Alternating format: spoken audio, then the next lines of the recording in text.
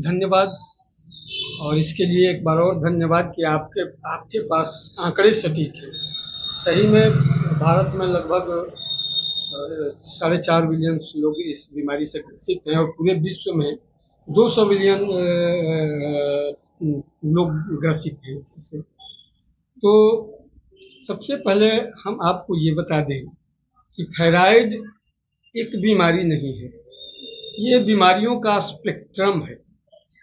ये सिर्फ बीमारी नहीं है, यहाँ से कई बीमारियां जो हैं वो उत्पन्न होती है। थायराइड के सिर्फ एक थायराइड के असंतुलन के कारण, क्योंकि इसे इंटरनल इंट्रोक्राइनल वाइटल एनर्जी ग्लैंड्स भी कहते हैं।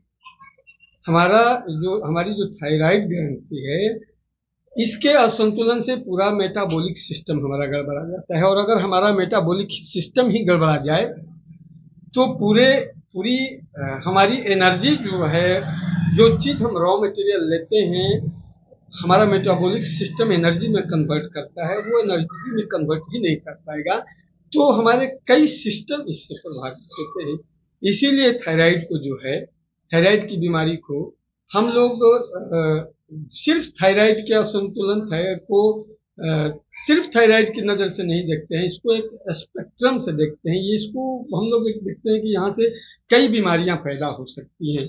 इसके 3 हार्मोन्स निकलते हैं और तीनों हार्मोन्स डायरेक्टली हमारे टूल्स जो है, हमारे जो बॉडी के ऑर्गन्स हैं, इवन स्किन से लेकर के और न्यूरो तक को ये कवर करते हैं, संप्रेषित करते हैं, उनको संचालित करते हैं। आखिर इसमें कैसे माना जाए कि लक्षण क्या होंगे? बता रहे हैं। तो अगर हमारी थायराइड की बीमारी होती है तो पार्टिकुलर एक बीमारी नहीं होगी, खुजली हो गई शरीर पर, एलर्जी होगी शरीर पर, ये चमड़े की बीमारी हो गई। हमारा कोलेस्ट्रोल का ऑब्जर्वेशन नहीं होगा तो हमारे हार्ट के रिदम में गड़बड़ी आएगी। तो ये हमारा जो है, अब ब्रीदिंग सिस्टम गड़बड़ाएगा। जब हम हार्ड वर्क करेंगे, तेज चलेंगे, तो हमारे सांस फूलने शुरू हो जाएंगे।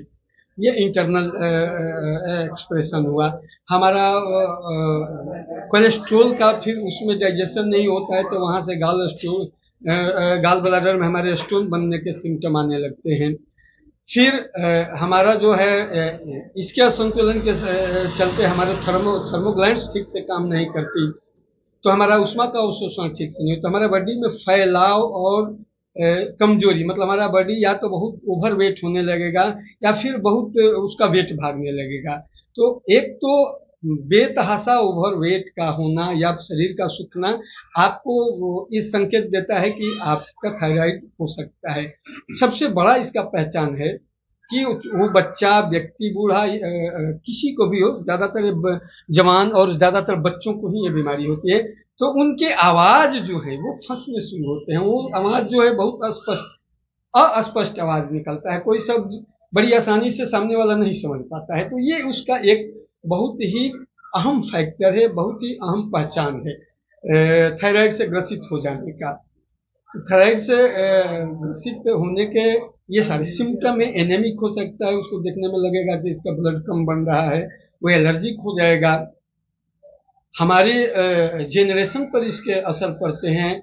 कंसीव हमारी जो इससे ग्रसित औरत जल्दी कंसीव नहीं कर पाती है। अगर कंसीव करती है तो बच्चा एवर्सन हो जाने के चांस बने रहते हैं। अगर किसी कारणवश एवर्सन नहीं हुआ तो जो ये जीन में अब चला जाता है और बच्चा जो है वो बाई बर्थ फिजिकल और मेंटल दोनों का शिकार होगा और असंतुलित रहेगा, या दोनों के संतुलन में गड़बड़ी रहेगा। फिजिकल अगर के सारे जो है प्रॉब्लम्स आते हैं और ये जेनेटिकली रन करता है। तो जो महिला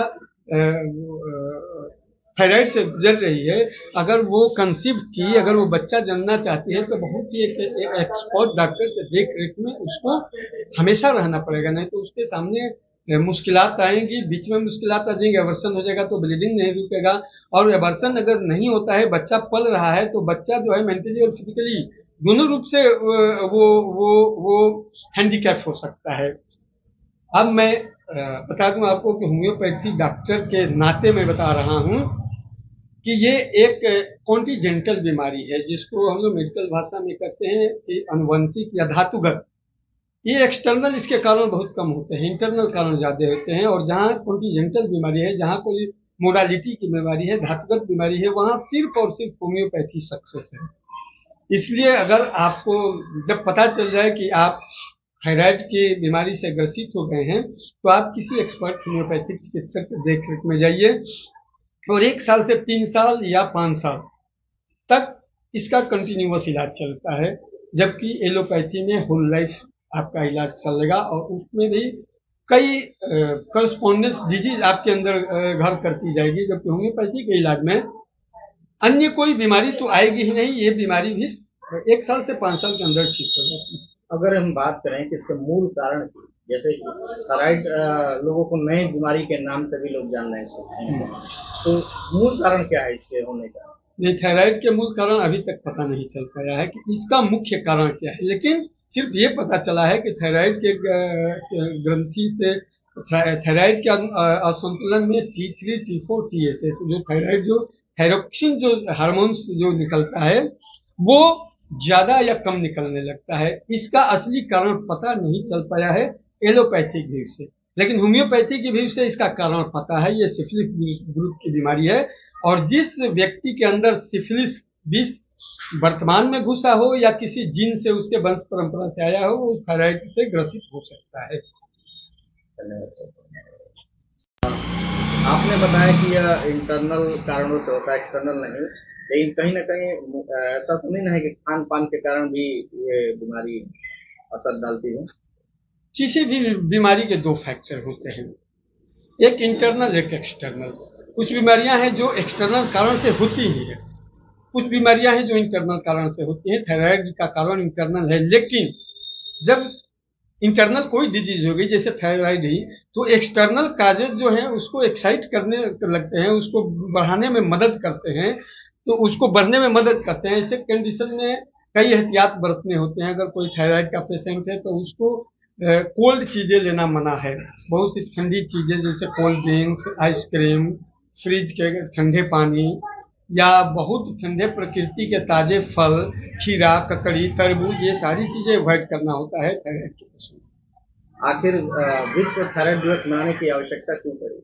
क्योंकि थायराइड के पेशेंट की संख्या औसतन विश्व में बढ़ती जा रही है और थायराइड से बढ़ने के जो है कारण, उसमें कई कारण हैं। गलत इलाज के चलते भी हमारा थायराइड ग्रंथि प्रभावित हो जाती है। बहुत ज़्यादा स्टेरॉइड, बहुत ज़्यादा एंटीबायोटिक्स या बहुत ज़्यादा प्रेशर, ये सारी चीज़ें उसको इफेक्ट करती हैं और सारी चीज़ें आज के युग में लाजिम है।